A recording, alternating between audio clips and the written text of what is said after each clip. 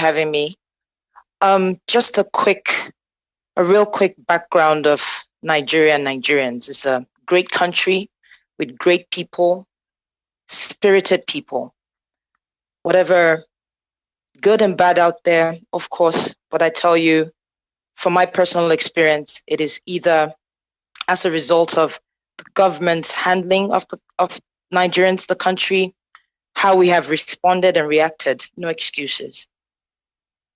Now, specifically to the day, 20th of October, 2020, we had such Nigerians there, spirited, focused, united in one goal: against injustice, against police brutality, against bad governance. What started out as a protest against police brutality, especially the unit called SARS, unfortunately just degenerated into something I still find it hard to reconcile with in my heart. I remember being there at the protest. I was on stage with some beautiful organizers of that particular day's event. And we were informed that there was a curfew for 3 p.m. I do remember that there was outrage on Twitter because it was short notice. The curfew, I think we got the information at about noon that day. And so we said, look, people came from all over Lagos. It was thousands of people there. The best thing we can do if people can't make it home, we'll sit still, don't do anything, don't move. We'll sit still and we'll sleep over till night. It was at the toll gate. And then later on, we got, sorry about that. And then later on, we got, I'm so sorry. I don't know if you can hear me. Okay, great. I'm getting some messages in my ear. Okay, so we also got information later that the governor wanted to see me and 6 other people. And I remember saying to them that we have no leader. If the governor wanted to speak to us, he should kindly come to the toll gate and address Nigerians because we've been out for over 11 days. And then the lady that came to give us the information, I do not remember her name at this time, left. She came back some 30 minutes later to inform us that the curfew had been cancelled and moved to 9 p.m. I remember telling the people there this information and people cheered. While this was going on, another member that was standing behind me came up to me and said, someone is taking out the cameras from the toll gate.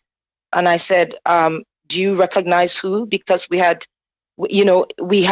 I think the real heart of Nigerians there. We did not destroy anything except for graffiti. We did not take anything. We did not take anything from the toll gate. We cleaned up after ourselves. So wanted to be sure it wasn't happening. Well, it wasn't a protester that was doing that. And then we found out that it was one of the staff, or, he had the LCC uniform. Those are the people that manage the toll gate. So he took a picture just to keep and, to sort of use as proof that we didn't destroy or take anything. And then we realized that the big billboard that is over the toll gate had been turned off. And so just before 7, it was like to 7, maybe 6:45, not too sure on the exact time, but to 7, we heard gunshots coming from behind. At first, it was chaotic because we didn't know where the gunshots were coming from. We didn't know what the gunshots were about. And then the lights went off. I think the rest of that is just the most tragic thing. I thought I was going to die. I thought we're all going to die. And it was in that moment that I said, let me go live on Instagram so people see what happened to us. People see where we were killed. I just believed that was what was going to happen. And I remember the military came in first. They stopped shooting at some point, and I walked up to one of them and I asked him why he was shooting at us.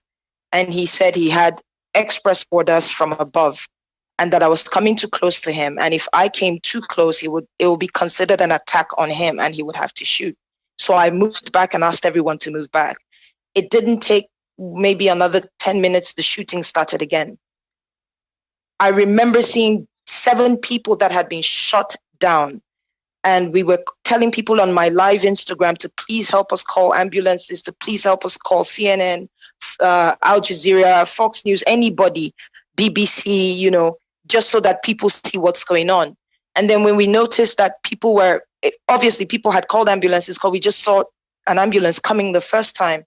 But then we noticed the ambulance was stopped by another set of military at the back, which we didn't realize that it was a 3-line formation. So there were military people behind us, in front of us, and another line behind the ones in front of us.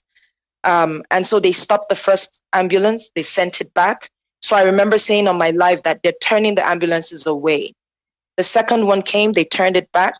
And then the third one came from our back. I really don't know how he got in, but he got in. So we had to rush. There was an elderly man who was shot on the side. We had to rush him to the ambulance.